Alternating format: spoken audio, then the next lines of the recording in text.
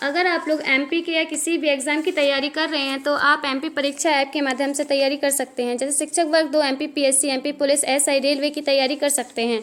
और अगर आप टेस्ट सीरीज़ पे आप 40% डिस्काउंट चाहते हैं तो आप कूपन कोड VYAMGOV40 यूज़ करके डिस्काउंट ले सकते हैं। इस ऐप को आप प्ले स्टोर से भी डाउनलोड कर सकते हैं या डिस्क्रिप्शन में इसकी लिंक दी गई है तो आप वहां से भी स्टोर कर सकते हैं।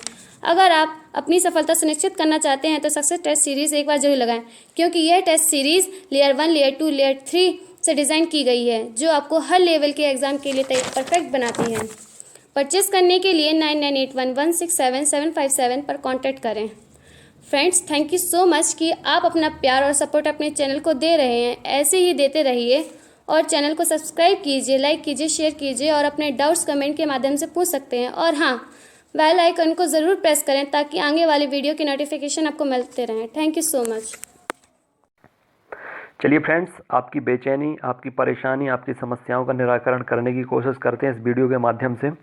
तो शुरू से लेकर आखिर तक आप ये वीडियो देखिए। अभी तक जितने सब्जेक्ट्स के एग्ज़ाम हो चुके हैं उनकी तस्वीर काफ़ी हद तक क्लियर हो चुकी है। तो आपको मैं ये बता देता हूँ कि किस किस सब्जेक्ट में क्या क्या कहानी रहने वाली है और कितने नंबर कम या ज़्यादा हो सकते हैं, कम से कम कितने मार्क्स आपको चाहिए क्वालिफाई होने के लिए, और अभी क्या ताज़ा रुझान आ रहे हैं कट ऑफ को लेकर, वो सारी चीज़ें मैं आपको क्लियर कर देता हूँ। ठीक है, सबसे पहले वैकेंसीज़ के बारे में आपको बता दूं कि वर्ग 2 की जो टोटल वैकेंसी हैं वो 11,500 वैकेंसी थी। 50% महिलाओं को आरक्षित हैं। ठीक है, 5,750 वैकेंसी बची जो मेल कैंडिडेट के लिए हैं, और उसमें भी एमपी के रहेंगे, बाहर के रहेंगे, general, OBC, SC, ST, OH और पीएच, ये सारे लोग रहेंगे। तो सारा कुछ होने के बाद जो कैंडिडेट को सीटें मिलेंगी वो लगभग 1500 से 2000 मिलेंगी जो जनरल के कैंडिडेट रहेंगे। ठीक है, तो इतना सब क्लियर होने के बाद अब आपको ये भी बता दूं मैं कि एग्ज़ाम 16 तारीख से शुरू हो गए थे वर्ग 2 के। पहला पेपर उर्दू का था, दूसरा पेपर संस्कृत का था जो 2 शिफ्ट में हुआ था, इंग्लिश का पेपर तीसरा था 1 शिफ्ट में हुआ था, उसके बाद साइंस का पेपर था जो 7 शिफ्टों में हुआ था, मैथमेटिक्स का 5 शिफ्ट में हुआ था, सोशल साइंस का पेपर जो है वो 13 शिफ्टों में हुआ है, और हिंदी का होगा 6 शिफ्टों में। अभी हिंदी के पेपर होना बाकी है, बाकी तो सारा कुछ क्लियर हो चुका है। अब आपको मैं मोटे तौर पर बता दूं कि किन किन शिफ्ट में नॉर्मलाइजेशन, किन किन सब्जेक्ट में लगेगा नॉर्मलाइजेशन, कितना लग सकता है, और उनका मिनिमम आपको कितना स्कोर चाहिए सेफ़ होने के लिए, ताकि कट ऑफ मतलब जो नॉर्मलाइजेशन है उससे आपका स्कोर ज़्यादा प्रभावित ना हो सके और आपका सिलेक्शन हो जाए। तो सबसे पहले बात करेंगे पहले सब्जेक्ट की। उर्दू का विषय है जो पहले उसका एग्ज़ाम हुआ था, पहली शिफ्ट में पेपर हुआ था, एक ही शिफ्ट में एग्ज़ाम हुआ था, नॉर्मलाइजेशन इसमें लगेगा नहीं। और अगर जनरल कैटेगरी से 113 नंबर हैं या 113 से ज़्यादा हैं तो आप लोग सेफ जोन में हैं। वो भी देखिए, सबसे पहले आपको एक चीज़ और बता दूं ये मैं जनरल मेल की बात कर रहा हूँ। फीमेल 3 से 4 नंबर कम कर सकती हैं, और अगर अतिथि शिक्षक हैं तो वो इसमें से सीधे सीधे 8 से 10 नंबर कम कर सकते हैं। फ़िलहाल मैं आपको ये मोटा मोटा आइडिया दे रहा हूँ कि कितने कम से कम नंबर आपको चाहिए सेफ़ होने के लिए। अभी ये कट ऑफ मैं नहीं बता रहा हूँ आपके, अगर 2-3 नंबर कम है तो चिंतित होने की बिल्कुल ज़रूरत नहीं है। एनालिसिस करके मैं कट ऑफ बताऊँगा एग्ज़ाम ख़त्म हो जाने के बाद। ठीक है, ये मैं नॉर्मलाइजेशन का बता रहा हूँ और किस शिफ्ट में कितना स्कोर चाहिए आपको सेफ़ होने के लिए। तो ये मैं मेल की बात कर रहा हूँ जनरल कैटेगरी से जो अतिथि नहीं है। 113 प्लस रहेगा जनरल मेल का सेफ़ स्कोर, और ओबीसी 100 के प्लस होना चाहिए उर्दू सब्जेक्ट में, एससी 95 मेल प्लस होना चाहिए, और एसटी के 90 प्लस होना चाहिए मेल से। ठीक है, इतने कम से कम होने चाहिए आपके, अगर इससे ज़्यादा हैं तो आप सेफ जोन में हैं। अब बात करते हैं संस्कृत की। संस्कृत के 2 शिफ्ट में पेपर हुए थे, नॉर्मलाइजेशन का ज़्यादा प्रभाव इस पर पड़ेगा नहीं। ठीक है, प्लस 0.5 से -0.5 तक ऊपर नीचे हो सकते हैं। तो जनरल कैटेगरी मेल कैंडिडेट अगर आप हैं जनरल कैटेगरी के तो 115 नंबर कम से कम आपके होने चाहिए सेफ जोन में होने के लिए। फीमेल 5 नंबर, मैक्सिमम 5 नंबर कम कर सकती हैं। ठीक है, 5 से ज़्यादा नहीं कम कर सकती हैं। और अतिथि शिक्षक अगर आप लोग हैं तो आप लोग 8 नंबर मैक्सिमम कम करके अपना औसत निकाल सकते हैं कि कितने कम से कम आपको चाहिए।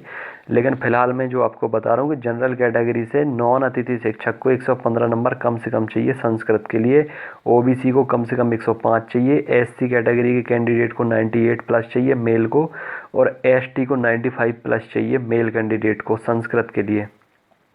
अब बात करते हैं इंग्लिश की। इंग्लिश में एक शिफ्ट में ही पेपर हुआ था, इसमें भी नॉर्मलाइजेशन नहीं लगेगा। बात करें जनरल मेल कैंडिडेट की तो कम से कम 113 नंबर चाहिए आपको, तब सिलेक्शन के चांसेस आपके हो जाएंगे। मिनिमम 113 नंबर हर हाल में चाहिए जनरल कैंडिडेट को मेल कैटेगरी से, ठीक है। ओबीसी मेल को चाहिए 100 प्लस, एससी मेल को चाहिए 95 प्लस और एसटी मेल को चाहिए 90 प्लस इंग्लिश के लिए, ठीक है। फीमेल 3-3 नंबर कम कर दीजिए और अतिथि शिक्षक हैं वो 8 नंबर कम कर दीजिए। विज्ञान की बात करें 7 शिफ्ट में इसका पेपर हुआ था। नॉर्मलाइजेशन +3 से -3 तक प्रभाव डाल सकता है।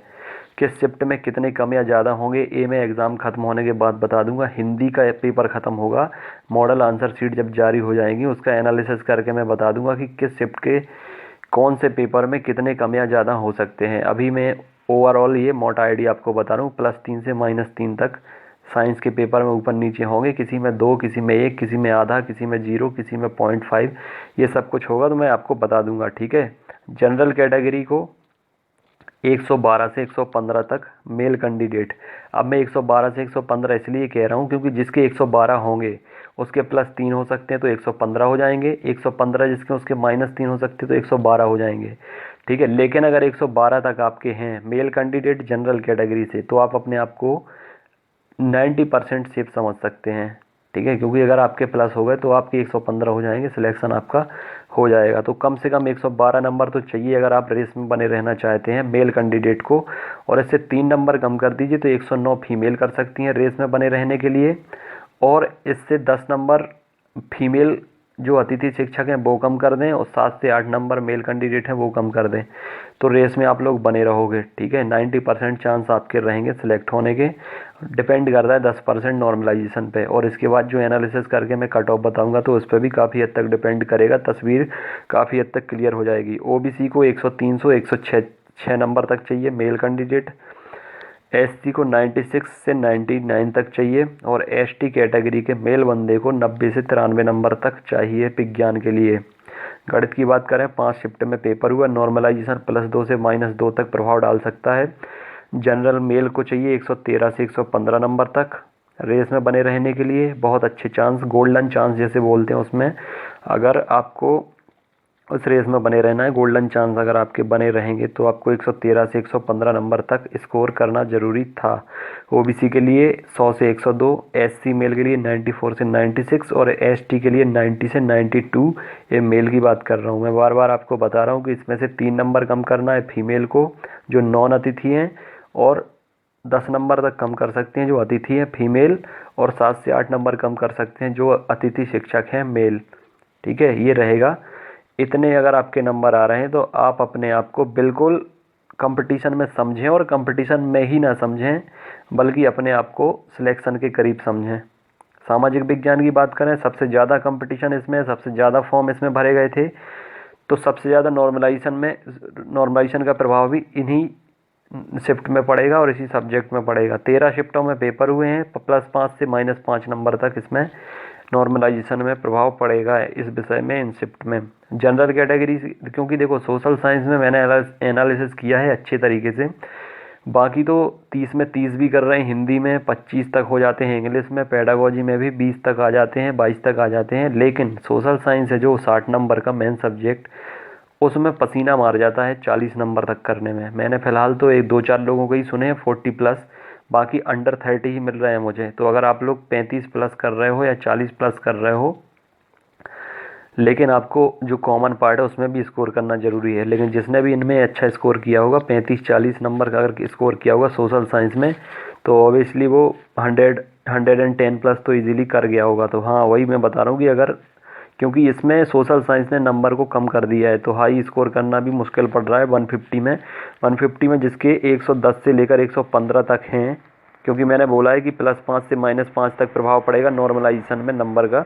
तो अगर 110 हैं आपके मेल कैंडिडेट जनरल कैटेगरी से तो आप लोग अपने आप को रेस में समझ सकते हैं, और 115 हैं तो डेफिनेटली समझना ही चाहिए। 110 से 115 फीमेल, इसमें 3 नंबर कम कर दें, ठीक है, वो 107 तक कर सकती हैं, 106 तक कर सकती हूँ। और जो अतिथि शिक्षक महिलाएं हैं वो 10 नंबर कम कर दीजिए जनरल कैटेगरी से, और जो मेल हैं वो 7 से 8 नंबर कम कर दीजिए। तो आप लोग इसी रेस में बरकरार रहोगे और क्वालिफाई होने के चांसेस आपके सबसे ज़्यादा रहेंगे। ओबीसी मेल की बात करें 98 से 103 तक अगर आपके हैं तो बहुत अच्छी बात है। एससी के लिए 92 से 97 और एसटी के लिए 87 से 92। अगर इतने नंबर के बीच में कम से कम या ज़्यादा से ज़्यादा अगर ये नंबर हैं आपके तो खुशखबरी डिज़र्व करते हैं आप, आपको खुशखबरी मिल सकती है। हिंदी शिफ्ट रहेंगी 6, नॉर्मलाइजेशन +4 से -4 तक हो सकता है, इसमें हिंदी की बात कर रहा हूँ। जनरल के देखो भाई, हिंदी एक ऐसा सब्जेक्ट है जिसमें स्कोर करना आसान है, पेपर थोड़ी सा मुश्किल भी आएगा तो भी कोई ज़्यादा दिक्कतें पैदा नहीं होती हैं हिंदी के सब्जेक्ट में। वर्ग 1 में भी आपने देखा होगा कि बाकी तो सारे सब्जेक्ट काफ़ी मुश्किल आए थे, लेकिन उर्दू, संस्कृत और हिंदी थोड़ी सी ईजी आए थे। तो अभी उम्मीद यही रहेगी कि हिंदी का पेपर इजी आएगा। कुछ क्वेश्चन कठिन आ सकते हैं, लेकिन इतना कठिन तो बिल्कुल भी नहीं आ सकता जितना सोशल साइंस का आया है कि 30 मतलब 60 में 30 करना भी बहुत मुश्किल पड़ रहा है, 30 प्लस करना। तो हिंदी में तो ऐसा नहीं होगा, 60 में 30 प्लस तो इजीली होंगे ही होंगे, गारंटेड है। तो हाँ, इतना हो सकता है कि 45 प्लस करने में मुश्किलें जाएँ, क्योंकि साहित्य दे सकते हैं वो ज़्यादा अगर, तो परेशानी आ सकती है। फिर भी +4 से -4 तक आपका इसमें उतार चढ़ाव हो सकता है नंबर में नॉर्मलाइजेशन का। जनरल कैटेगरी से अगर आप हैं तो आपको 114 मिनिमम करने ही करने होंगे अगर आप रेस में बने रहना चाहते हैं। बाद में फिर नॉर्मलाइजेशन का फैक्टर कितना इम्पैक्ट डालता है वो एक सेकेंडरी चीज़ है, लेकिन प्राइमरी चीज़ ये है कि आपको ज़्यादा से ज़्यादा स्कोर करना है। 114 से 118 तक आपको स्कोर करना है। फीमेल इसमें 3-4 नंबर कम कर देंगी, 110 प्लस तो फीमेल को भी करना है हर हाल में, ठीक है। और अतिथि शिक्षक हैं वो 7 नंबर मेल कम कर दीजिए और फीमेल 10 नंबर कम कर सकती हैं। तो जनरल मेल को 114 से 118 चाहिए जो अतिथि शिक्षक नहीं है। ओबीसी मेल 102 106 चाहिए, कम से कम 102 चाहिए आपको, ठीक है। ज़्यादा से ज़्यादा तो 150 भी ले आओगे तो फिर तो कमाल ही हो जाएगा, लेकिन कम से कम 102 चाहिए ओबीसी के लिए। ओबीसी 102 से 106, एससी 96 से 100 और एसटी के लिए 94 से 98 नंबर, कम से कम आपको 94 नंबर तो चाहिए अगर आप रेस में रहना चाहते हैं हिंदी सब्जेक्ट से, ठीक है। एसटी वालों की बात कर रहा हूँ मैं। तो फ्रेंड्स, बहुत ही अच्छी बात है कि आप लोगों के एग्ज़ाम धीरे धीरे ख़त्म हो रहे हैं और आगे आने वाले एग्ज़ाम्स हैं उनका मैं मतलब उनके बारे में आपको इन्फॉर्मेशन दे चुका हूँ। ग्रुप भी मैंने बना लिए, तो प्रिपरेशन अगर आप करना चाहते हैं, जैसे सीटेट है, वर्ग 3 भी आने वाली हैं, रेलवेज़ का नोटिफिकेशन आ गया, उसकी भी अगर आप तैयारी करना चाहते हैं, मेल फीमेल के अलग से ग्रुप हैं, तैयारी आपकी हो जाएगी। MP police, MP SI supervisor की भी आ रही है, महिला सुपरवाइज़र, तो तैयारी कर सकते हैं। और भी जितने एग्ज़ाम हैं उनकी प्रिपरेशन अगर आप करना चाहते हैं तो सक्सेस टेस्ट सीरीज करके परचेस करके भी अपनी सुनिश्चित कर सकते हैं, सफलता इम्प्रूव कर सकते हैं, प्रैक्टिस कर सकते हैं। अभी काफ़ी टाइम है तो आप लोग प्रैक्टिस भी कीजिए अच्छे से, जो भी आपके टॉपिक कमज़ोर हैं उन्हें स्ट्रॉन्ग कीजिए। ग्रुप के माध्यम से आप तैयारी कर सकते हैं, ठीक है। और सारी टेस्ट सीरीज अवेलेबल है, तो आप कांटेक्ट कर सकते हैं परचेस करने के लिए।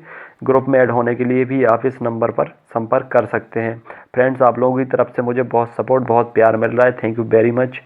और मैं भी आप लोगों को मोटिवेट करता हूँ। मेरी कोशिश रहती है कि आप लोग बिल्कुल भी डिमोटिवेटेड ना हो, डिप्रेस ना हो किसी भी तरीके से, क्योंकि ये सारी चीज़ें लगी रहती हैं, ठीक है। इससे ज़िंदगी रुकती नहीं है, एक नई अपॉर्चुनिटी आपका इंतज़ार करती है आगे कुछ टाइम के बाद। अभी देखिए, वर्ग 1 और वर्ग 2 के एग्ज़ाम वर्ग 1 के तो ख़त्म हो गए, लेकिन वर्ग 2 के एग्ज़ाम अभी ख़त्म भी नहीं हो पाए कि नई वैकेंसीज़ का जो है कैलेंडर जारी कर दिया गया है। न सिर्फ व्यापम पीईबी की तरफ से नई वैकेंसीज़ का कैलेंडर जारी किया है, बल्कि जितने भी डिपार्टमेंट रहते हैं, बैंकिंग के एग्ज़ाम भी हो रहे हैं, रेलवे ने भी अपना जारी कर दिया है, ठीक है, नोटिफिकेशन। तो अभी बहुत सारे एग्ज़ाम हैं, आप लोगों की प्रिपरेशन बहुत अच्छी हो चुकी है वर्ग 1 के एग्ज़ाम के बाद और वर्ग 2 के एग्ज़ाम के बाद। इसी को कंटिन्यू करके रखना है फ्रेंड्स। अगर आप लोग 1 से 2 महीने में इतना अच्छा स्कोर कर सकते हो, भले ही मानता हूँ कि आप लोगों ने क्वालिफाइंग का स्कोर जिन लोगों ने नहीं किया, ठीक है, तो यार अचानक से तो होगा नहीं ना। अगर आप इसको कंटिन्यू करते चले जाओगे, जिस फ्लो से अभी पढ़ाई कर रहे थे इसी से करते चले जाओगे, तो इस बात की गारंटी है कि 2019 में कोई ना कोई एग्ज़ाम आपका क्वालिफाई हो जाएगा। तो आप लोगों को इसी लेवल से पढ़ाई करते जाना है आगे।